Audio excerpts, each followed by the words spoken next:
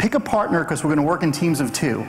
Okay, this is going to be a completely interactive session, and I want this to be really impactful and have takeaways that you guys can use immediately. And your exercise is to discuss what are your biggest negotiation challenges and what will make today a perfect 10. To me, it's really critical that you negotiate well, because if you don't, it becomes a credibility issue and a mindset issue. It's like, oh, I can never command that 149 rate or that 159 rate.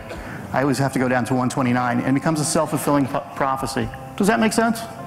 Do you think she deserves a Starbucks card after? We'll see what your problem is, and then we'll see if you have a Starbucks card. And you can't discount your way to number 1. The only way you can discount your way to number 1 is if all the competitors vying for the same piece of business have done an equally poor job of selling. Then it becomes a race to the bottom, right? And are we ever going to win that race?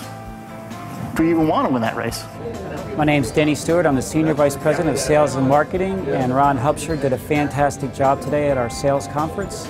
We are planning to use the 7 immutable laws of negotiation in our sales process and close on more sales. It's been a great presentation. So here's our 7-step process. It's very simple, it's very straightforward, and you can close on any step. The sooner the better. The first step is you want to confirm you're the buyer's number 1 choice, okay? And the way I always like asking that would be, among the hotels you're considering, would we be your number 1 choice? Why or why not? And again, people and companies don't buy price, they buy risk, and they buy that relationship, right? They want to know they're going to be taken care of. So we want to always lower the risk and command a price premium. And again, you can't discount your way to number 1, right? Because there'll always be someone who will undercut us. Does that make sense? I'm John Shade with Interstate Hotels. Just had a great session with Ron. One of the most difficult challenges we have with our sales folks is getting them to have the courage of their convictions, that the price is really worth it. They have the best brands, but sometimes they just need to understand how to deal with the customer and how to negotiate. And that's what Ron did in his 7 steps. It was a fabulous session. I think our folks got a lot out of it, and we were very, very pleased. Who negotiates when you're better when you're at or above quota? Everyone's hand should go up, right? Who negotiates better when you're at or above quota?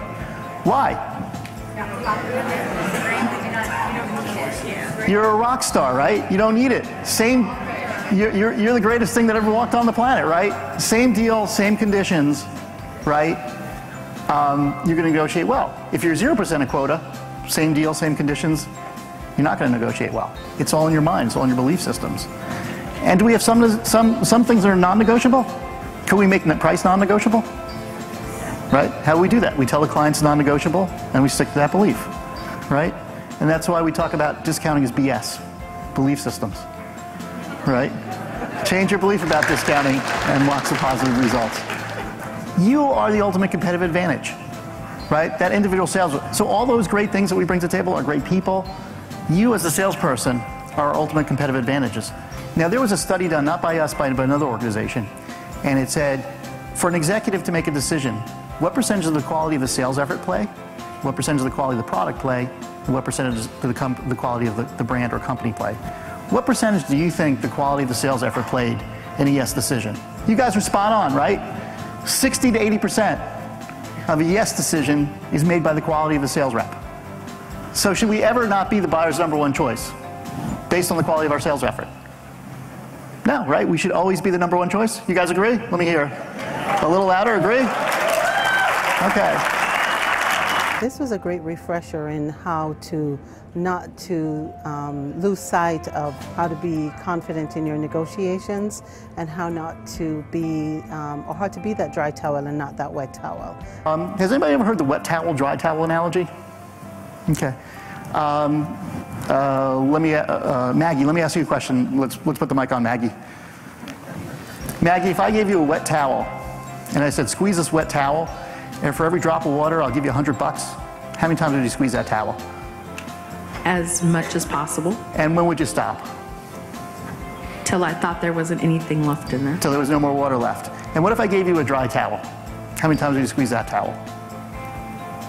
None. None? Okay. Well, I'm a New Yorker. I might think there's something up, right? So I'd be like, come on, there's some trick here. I mean, they're trying to take advantage of me or something. But I'd squeeze it once or twice or 3 times, and I saw that there was nothing to get out of there. I'd give up too. And the same is true about you as a sales rep, right? The more you appease and the more you squeeze, the more you invite more squeezes. And when they see that you're a dry towel, they stop. Are you guys dedicated to being the wet towel or the dry towel? Excellent.